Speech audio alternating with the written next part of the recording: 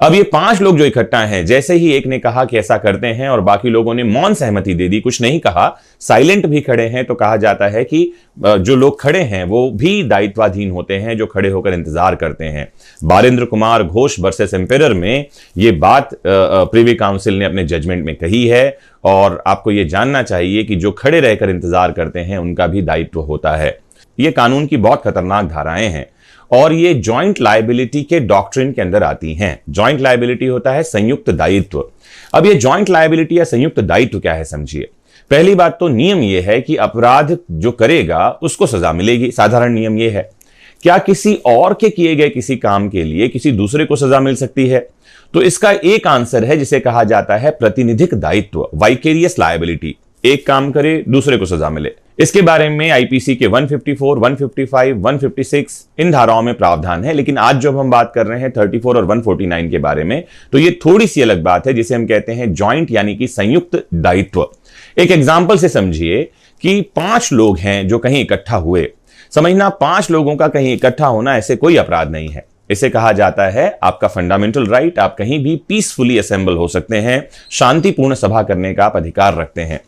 लेकिन प्रॉब्लम यह है कि हमारी आईपीसी में सेक्शन 141 एक सेक्शन है जो कहता है कि ये जो सभा हुई है, ये जो असेंबली हुई है, इस असेंबली का अगर एक कॉमन ऑब्जेक्ट है, बहुत लंबी धारा है, मैं एक लाइन में समझा दूं, अगर इन्होंने इकट्ठा होने के बाद या इकट्ठा होने के पहले किसी भी समय, दोनों ही समय में अगर कोई अपराध करने का मन बना लिया, एक ऑब्जेक्ट शब्द हमारे पास आता है आईपीसी में जिसके लिए हिंदी में शब्द है उद्देश्य।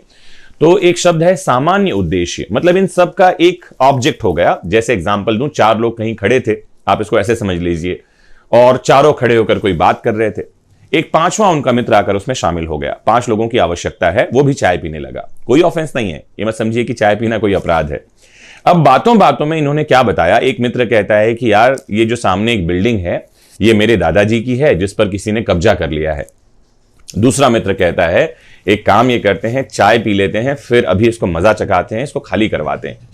ये जो बात वो कह रहा है खाली करवाते हैं, आप समझिएगा ये बिल्डिंग को खाली करवाना, बिल्डिंग पर कब्जा लेना, ये अपने आप में अपराध है। अगर किसी ने आपकी किसी बिल्डिंग पर कब्जा कर लिया है तो आप कोर्ट में जाइए, आप वकील के पास जाइए, आप पुलिस के पास जाइए, कानून का सहारा लीजिए और खाली करवाइए। बिल्डिंग खाली करवाना आपका काम नहीं है, भले ही आप उसके मालिक हों। अब ये 5 लोग जो इकट्ठा हैं, जैसे ही एक ने कहा कि ऐसा करते हैं और बाकी लोगों ने मौन सहमति दे दी, कुछ नहीं कहा, साइलेंट भी खड़े हैं, तो कहा जाता है कि जो लोग खड़े हैं वो भी दायित्वाधीन होते हैं जो खड़े होकर इंतजार करते हैं। बारेंद्र कुमार घोष वर्सेस एम्पेरर में ये बात प्रिवी काउंसिल ने अपने जजमेंट में कही है और आपको ये जानना चाहिए कि जो खड़े रहकर इंतजार करते हैं उनका भी दायित्व होता है। तो ये जो 4 लोग और खड़े हैं, एक की बात से सहमति देते हैं, मौन सहमति देते हैं, उसमें शामिल होते हैं, ये चारों भी बराबर दायित्वाधीन होंगे जो कुछ भी कार्य किया जाएगा। अब अगर बिल्डिंग के मालिक को पकड़कर 2 लोगों ने पीट दिया तो 149 ये कहता है कि बाकी जो 3 लोग हैं उनकी भी जिम्मेदारी बनेगी। सेक्शन 34 थोड़ा सा अलग है। सेक्शन 34 में एक से ज्यादा लोग होने चाहिए, मतलब 2 लोग आपस में कोई सामान्य आशय, एक शब्दावली आती है, कॉमन इंटेंशन को कंसीव करते हैं। कॉमन इंटेंशन का एसेंस है प्री मेडिटेशन ऑफ माइंड, मस्तिष्कों का मिलन, और प्री अरेंज्ड प्लान, पहले से कोई सुनियोजित योजना। एक ने दूसरे को कहा कि एक काम करना है भैया, किसी की हत्या करनी है, और दूसरा जो है उसमें सहमत हो जाता है और दोनों मिलकर एक प्लान बनाते हैं कि यहां फला फला दिन इस आदमी की हत्या की जाएगी या वहां लूटपाट की जाएगी या कोई और ऑफेंस के बारे में बात हम करते हैं। अब समझें, ये दोनों उस घटना स्थल पर जाते हैं। एक आदमी जो है गाड़ी पर ही बैठा रहता है, दूसरा जाकर अपराध करता है। कानून हमारा कह रहा है कि अगर धारा 34 लगा दी गई है आईपीसी की, जिसको खतरनाक धारा कही जाती है, तो जिसने अपराध किया उसको तो सजा मिलेगी ही मिलेगी। जो बाहर खड़ा था गाड़ी में, ये कह रहा था कि तो ऑफेंस करके या फिर हम भाग जाएंगे, उसको भी वैसी ही सजा मिलेगी मानो उसने स्वयं ने, अकेले ने वो अपराध किया था। तो जब कभी आईपीसी की धारा 34, 34 और 149 किसी ऑफेंस के साथ लगा दी गई है, इसका सीधा सा मतलब है 34 का कि 2 लोग थे या 2 से ज्यादा लोग थे जिन्होंने ऑफेंस किया है, और जो धारा लगी है हर एक का उस धारा के अंतर्गत बराबर दायित्व होगा।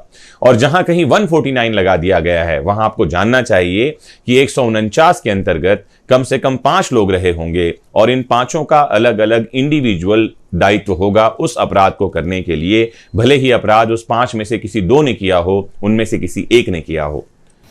आज हम भारतीय दंड संहिता की आईपीसी की धारा 34 के विषय में जानेंगे। ये धारा पुलिस कब उपयोग करती है, इस धारा का क्या उपयोग है, ये धारा कितनी खतरनाक है, इस धारा में क्या दंड है, या इन सब के विषय में। धारा 34 भारतीय दंड संहिता की मेरे हिसाब से सबसे खतरनाक धाराओं में से एक है, और ये ऐसी धारा है जिसमें कोई दंड नहीं है, लेकिन उसके बावजूद भी सबसे खतरनाक धारा है। इसका जो मतलब है वो है सामान्य आशय। सामान्य आशय मतलब कि किसी अपराध को करने के लिए एक जैसा आशय होना चाहिए। इसके लिए जरूरी है कि कम से कम 2 लोग किसी अपराध को करने के लिए एक सामूहिक मानसिक स्थिति में जाकर उस अपराध को करें। ये धारा पुलिस तब लगाती है एफआईआर के अंदर जब किसी अपराध को करने के लिए कम से कम 2 लोग हों। अगर 2 लोगों से कम लोग होंगे तो यह धारा नहीं लागू होती है। धारा तभी लागू होगी जब कम से कम 2 लोग लागू हों उसमें, और दोनों का मानसिक सहमति, दोनों का अपराध करने से पहले बन जानी चाहिए। अगर अपराध करने से पहले उनकी मानसिक स्थिति नहीं बनी है तो यह धारा नहीं लागू होगी। धारा 34 तब लागू होती है जब किसी आपराधिक कार्य को करने के लिए 2 व्यक्ति, कम से कम 2 व्यक्ति, इससे ज्यादा भी हो सकते हैं, पूर्व नियोजित योजना के तहत एक सामान्य आशय को लेकर आगे बढ़ते हैं और अपराध करते हैं। यह धारा दोनों पर लागू होगी, भले अपराध कोई एक व्यक्ति करे। मैं उदाहरण के लिए आपको समझा देता हूं कि जैसे किसी अपराध को करने के लिए एक हत्या होती है, और हत्या करने के लिए 3 लोग जाते हैं। पहले पूर्व नियोजित होती है कि ए बी सी 3 व्यक्ति जाके किसी डी व्यक्ति की हत्या करेंगे, और हत्या करते समय बी व्यक्ति ने ही गोली चलाई। ए और सी व्यक्ति जो है उन्होंने गोली नहीं चलाई या उन्होंने हत्या नहीं अपने हाथ से कारित की है। लेकिन अगर धारा 34 लागू होती है तो अपराध तीनों का बराबर माना जाएगा। ए और बी और सी तीनों को बराबर दंड मिलेगा। तीनों के तहत जो अपराध बी का होगा वही अपराध सी का माना जाएगा, वही अपराध ए का माना जाएगा, और ए बी सी तीनों को बराबर दंड मिलेगा। कि ये अपराध पूर्व नियोजित हो, अपराध करने से पहले अपराध कारित करने वाले जो अभियुक्त हैं उनका मानसिक सहमति बन चुकी हो।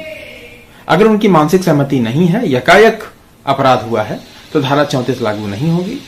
फिर उसका विचारण जो होगा वो इंडिविजुअल कैपेसिटी में होगा, ना कि संयुक्त तरीके से, क्योंकि यह संयुक्त दायित्व का सिद्धांत पर आधारित एक धारा है। अगर धारा 34 सिर्फ लागू है तो फिर उसमें कोई दंड नहीं होता है। कभी भी एफआईआर में धारा 34 अकेले नहीं लागू होती है, वो आईपीसी की किसी अन्य धारा के साथ ही चलती है, और उस धारा का जो भी दंड होगा अधिकतम वो धारा 34 के कारण उस एफआईआर में शामिल जितने भी व्यक्ति हैं, 1 2 3 4 जितने भी व्यक्ति हैं, उन सब पर बराबर होगा, चाहे वो अपराध उन्होंने किया हो या उन्होंने ना किया हो। इसी कारण ये धारा सबसे महत्वपूर्ण धारा है और सबसे खतरनाक भी इसीलिए मानी जाती है क्योंकि कभी कभी ऐसा होता है कि व्यक्ति ने अपराध नहीं किया है, उसके बावजूद भी चूंकि वो मानसिक सहमति थी, एक सामान्य आशय था, कॉमन इंटेंशन था, उस कॉमन इंटेंशन के कारण अपराध ना करने के बावजूद भी उनको अपराधी माना जाता है, और अपराधी मानने के जाने के बाद उनको वो अधिकतम